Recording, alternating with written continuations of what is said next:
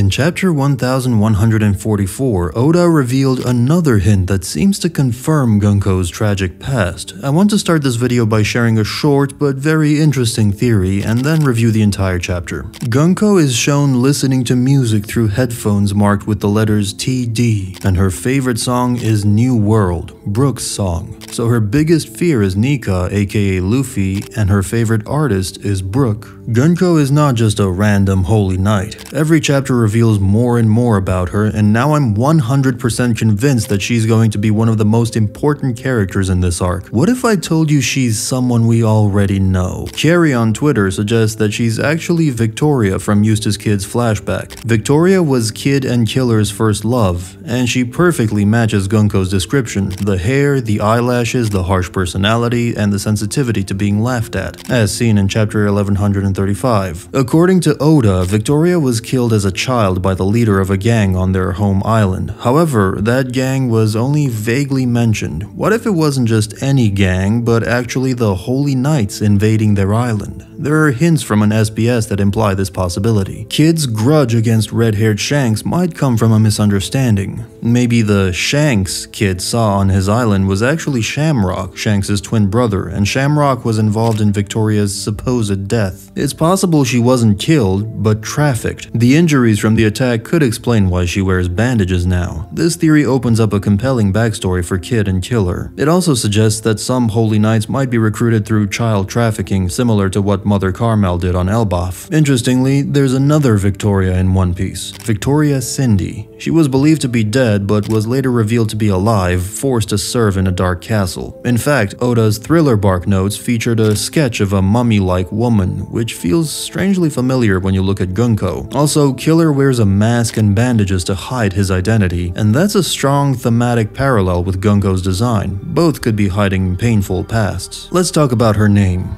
Gunko means war drum, which directly connects to Kid and Killer's shared themes. Kid listens to music, Killer plays drums. That symbolic link is no coincidence. Gunko's emotional reactions, like her intense outburst while torturing Loki, might not just be about cruelty. They might be projections of her trauma, a contrast between who she used to be and who she's become as a Holy Knight. Now, there are several important details that support Gunko being Victoria. She has no surname, unlike the other Holy Knights, suggesting she's not originally a noble. Her character box lacks the World Noble title. Her different colored eyes might represent a transformative past. She openly displays emotions like fear and joy, unusual for a Holy Knight. She and Victoria have similar facial features, hairstyles, and personalities. And finally, she enjoys Brook's music, while Kid's crew is heavily inspired by punk, with members named after music genres. There was a theory about Gunko's goggles, that she might be a secret revolutionary, since other members wear goggles too, but what if she wears them because of Eustace Kid? Maybe she's been brainwashed and doesn't even remember her old friends, but those goggles could be something she's carried with her since childhood, similar to Eustace Kid. There's also the symbolism of Kid's ship, Victoria Punk, being destroyed.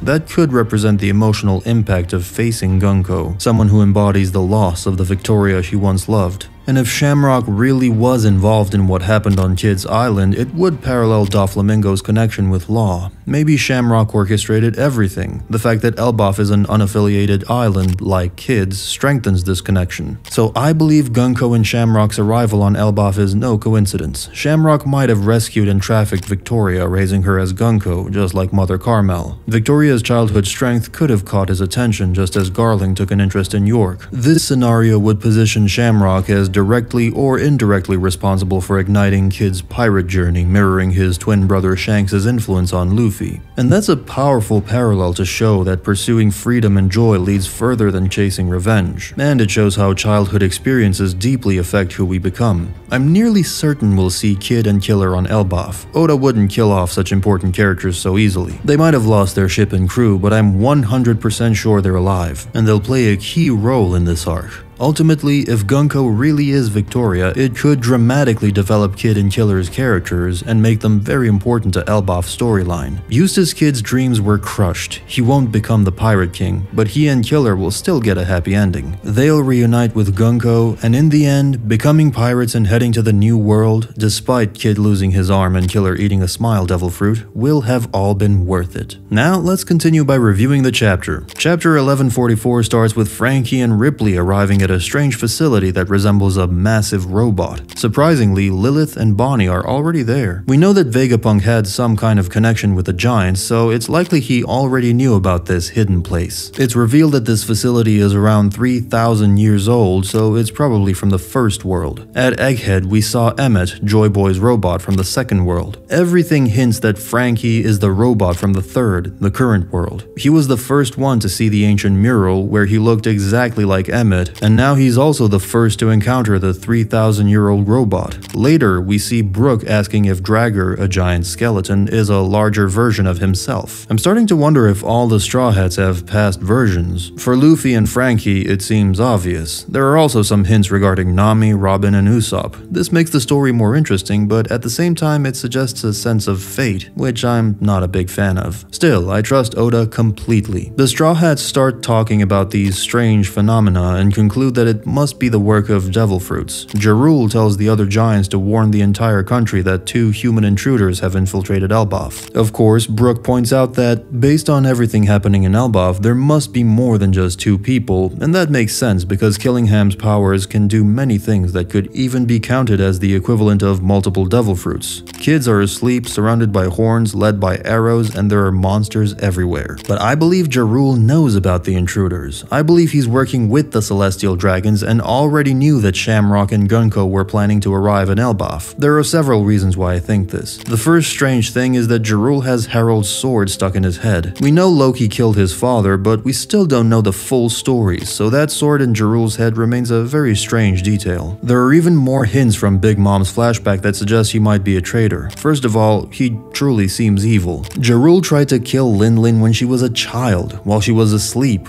That's a cowardly act. He only spared her because of Mother Carmel. Ja Rule doesn't seem to worship Nika. He mentions that rulers fear Nika, and he is currently a ruler. He claims that Loki follows in Nika's footsteps, and that's why he killed Harold, implying that Ja Rule doesn't see Nika as someone to admire. He even says Nika symbolizes hopelessness and desperation, traits not fitting for a giant warrior. We don't know what he's trying to achieve, but I'm sure he's not the person Elbaf believe he is. Now let's move on to Colon. Colon leading the crew is a really nice touch. He's easily the most enjoyable village kid trope we've seen. I can't wait to see more of him, but the fact that he's now left the city and sailed off to fight alongside the Straw Hats doesn't bode well, especially for Gaban. Dragon once said that a child is a parent's greatest weakness. We could be heading toward a scenario similar to Odin versus Kaido, where Gaban is defeated like Odin because he tries to protect Colon. Speaking of Scopper Gaban, we finally saw him appear at the end of the chapter. I think we're about to witness the true power of the Pirate King's left hand. As he pointed out, the warriors and the Straw Hats sobered up, so Usopp lost his confidence again. I'm sure this didn't happen just once. It'll happen again when the time comes for Usopp to fight. Elbaf's alcohol is Usopp's hidden power source. He's already a great sniper and has observation hockey. With confidence, he could become at least twice as strong as he is now. Many suggest that Usopp will face Killingham as he can summon the worst fears of his opponents. This makes Killingham the perfect enemy for Usopp, as it could push him to become a true brave warrior of the sea. Usopp will need a massive power-up, especially since Killingham's Devil Fruit is incredibly overpowered. The monsters he summons retain their mythical powers, and even giants struggle to fight them. This could be one of the most broken Devil Fruits we've seen since the time skip. On the other hand, Usopp has a knack for defeating opponents like Killingham, just as he did with Perona and Sugar. This chapter didn't have a major cliffhanger or huge reveals, at least compared to recent chapters, but that makes me believe the next chapter will be even better. This one was just the build-up. That's it for today. Let me know your thoughts about this chapter down in the comments, and if you want to know more about Gunko and the Holy Knights, you can watch this video right here. Thanks for watching. Bye.